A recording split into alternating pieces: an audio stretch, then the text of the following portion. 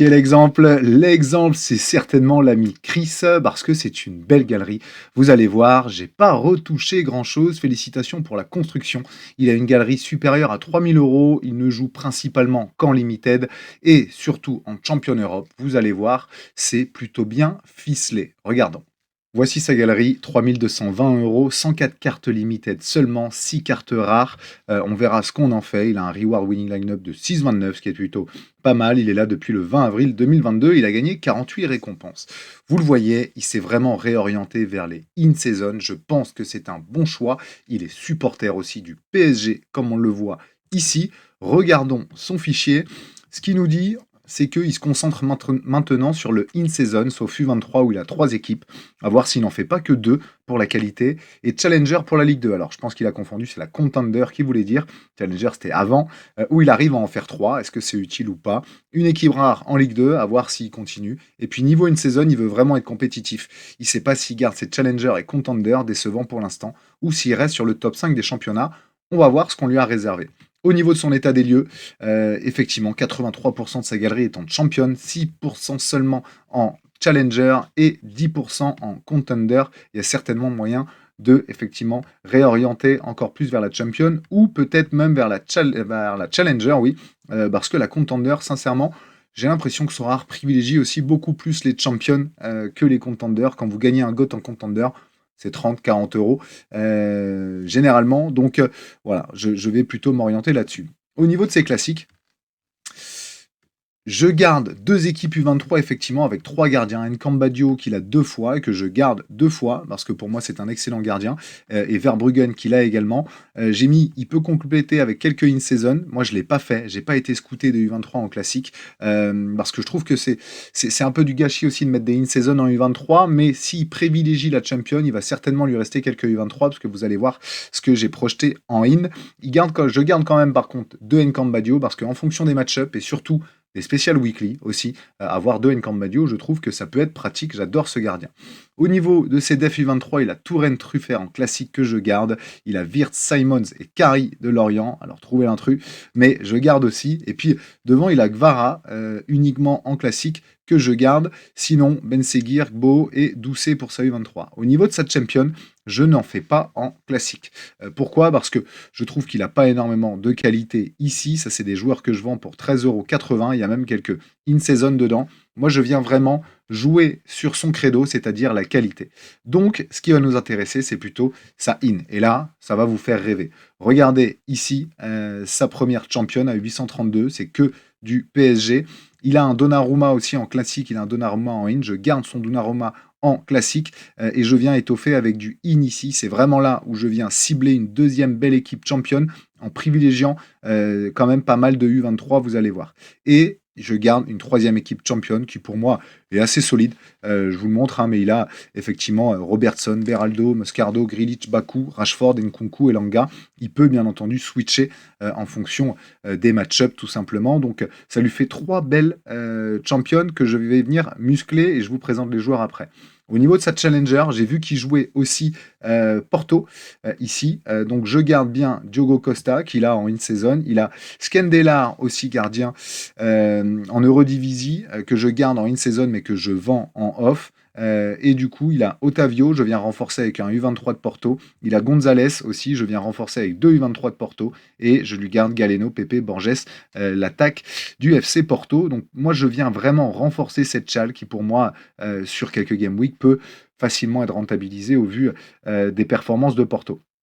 Et au niveau de sa Liga, bon bah là, Courtois, Mendy, Baldé, Bellingham, Olmo, Mbappé, Vini. Voilà, je touche pas. Je viens vendre quand même quelques joueurs en tchal surtout. Et comme j'ai mis, je la renforce surtout au milieu et en def ici sur sa challenger. Et puis je garde 2 gardiens aussi, toujours pareil pour les weekly spéciales. Et puis selon les match-ups également. Et enfin, en contender, j'ai gardé 2 équipes in en contender. J'ai vendu vraiment pas mal de joueurs, notamment tous ces classiques. Pour moi, ce que je mettais, il manque 2 milieux. Donc on va venir les présenter aussi. Mais sinon, il a 2 belles équipes en contender in season. Ça coûte pas très cher, hein, 119 € et 55 € ici. Bon, je pense que ça peut vite se rentabiliser aussi sur quelques perfs, en tout cas durant l'année, notamment avec voilà, les joueurs de qualité qu'il a, je trouve. Salissou, il coûte 10 € en in-season. Je trouve son début de saison monstrueux. Ça devrait être titulaire contre le Barça aussi. On le voit là, en tout cas. C'est un défenseur capable de faire de très très gros scoring. Il réalise un très beau début de saison, Mohamed Salissou. Pour surfer sur la vague de Vanderson que tu avais déjà et donc de Salissou, je mets Denis Zakaria aussi au milieu. Denis Zakaria, je trouve aussi très très costaud avec Monaco. Donc, je viens compléter tout simplement un stack Monaco. Joueur que tu pourras utiliser aussi, bien entendu, en I23, Magnès Akliouche, que j'adore, et ça fait plusieurs fois que je le conseille. Mais Akliouche, ce qui me plaît, moi, c'est que ça fait du AA, même quand c'est pas décisif, ça fait quand même des scorings intéressants. J'en avais parlé dans une des projections de galerie, il me semble à fin juillet, début août. En tout cas, j'aime beaucoup Sebastiano Esposito d'Empoli, les U23 aussi. Il ne coûte que 10 €, comme vous le voyez, en in-season. Moi, ce que j'apprécie chez ce joueur, c'est que ça fait aussi du AA. Alors, ça a commencé à Empoli sub, hein, parce qu'il vient de la Sampdoria. Il a fait un premier match titulaire, ensuite il est entré. Mais regardez, ses scores sont plutôt intéressants. Là, ça jouait la Juve. Empoli réalise un bon début de saison, hein. Monza, qui a tenu l'Inter en échec. Ça a gagné contre la Roma. Ça a fait nul contre Bologne. Ça fait nul contre la Juve. Empoli, je trouve intéressant et pour moi, Esposito peut justement, avec des matchs beaucoup plus faciles, mais c'est ce qui arrive, hein. On voit qu'il y a Cagliari qui arrive ici. Après, Fiorentina, Lazio, Napoli, c'est très dur. Parme ici, mais en tout cas, il y a l'Inter. Et après, je crois que Como, Lecce, Udinese, ça reste plus accessible. Donc, en tout cas, Empoli, je trouve que ça peut être la belle surprise au niveau italien cette saison et donc que Esposito peut jouer un rôle. Je le préconise parce que je trouve que son prix a effectivement bien baissé, Nico Williams. On le voit ici, il n'a pas fait un bon début de saison. Du coup, effectivement, son prix est redevenu plus accessible, mais j'adore le joueur. Il a eu 23 encore pendant 2 ans. Je pense que on n'est pas à l'abri d'un transfert peut-être cet hiver, et cetera, mais vu la qualité du joueur, c'est un joueur qui peut réussir, je trouve, en PL, d'ailleurs. Donc voilà, je te préconise pour 45 €, Nico Williams. On passe à la Tchal et à Martin Fernandez, 18 ans seulement, U23 jusqu'en 2030. J'aime bien parce que ça a commencé à jouer du côté du FC Porto. Ça joue latéral droit. Pour moi, c'est un joueur qui peut avoir du temps de jeu cette saison et on le voit ici, hein, ça a débuté vraiment les 3 premiers matchs en tant que titulaire. Oui, il y aura de la rotation à Porto, on le sait, mais pour moi, un U23 comme ça, à 12 €, ça viendrait compléter ton stack Porto. Pour aller avec Nico Gonzalez et à seulement 7 € en in-season, je te préconise Alan Varela.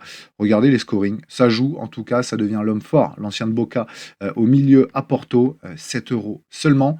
Bon, il y a certainement plusieurs joueurs qui vont se ruer dessus au vu des scorings très réguliers de ce joueur.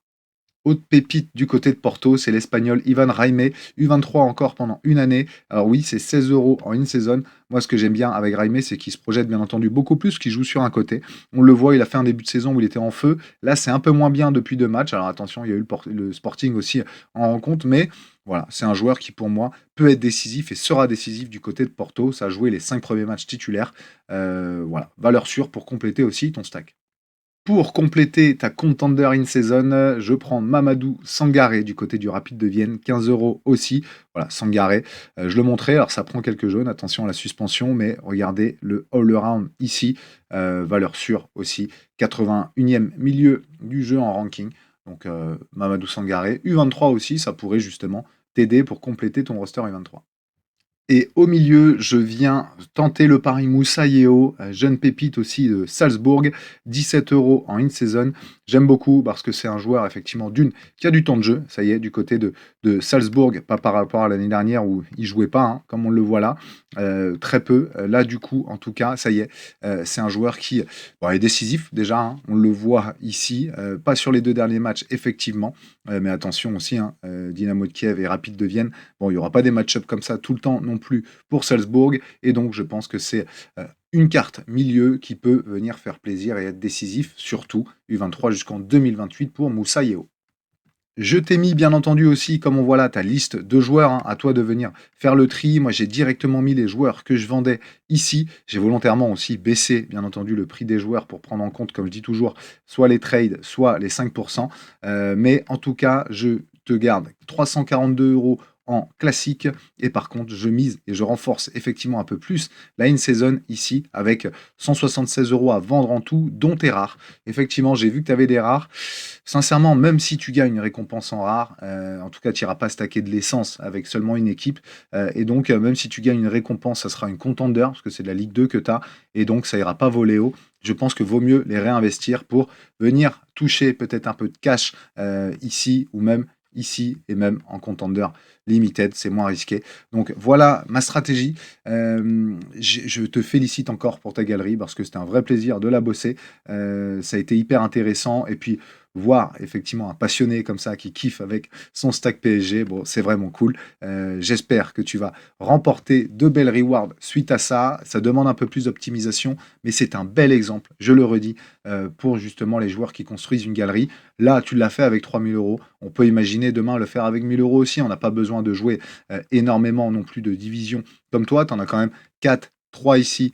Ça veut dire 7 plus 2 U23, ça veut dire 9. Bon, un joueur qui veut jouer 4, on va dire, divisions, voilà, il peut, avec moins de 1000 €, en tout cas, je pense, se faire de belles équipes. Peut-être pas aussi fortes que toi, mais en tout cas, se faire kiffer et se faire vibrer, ce qui est l'essentiel.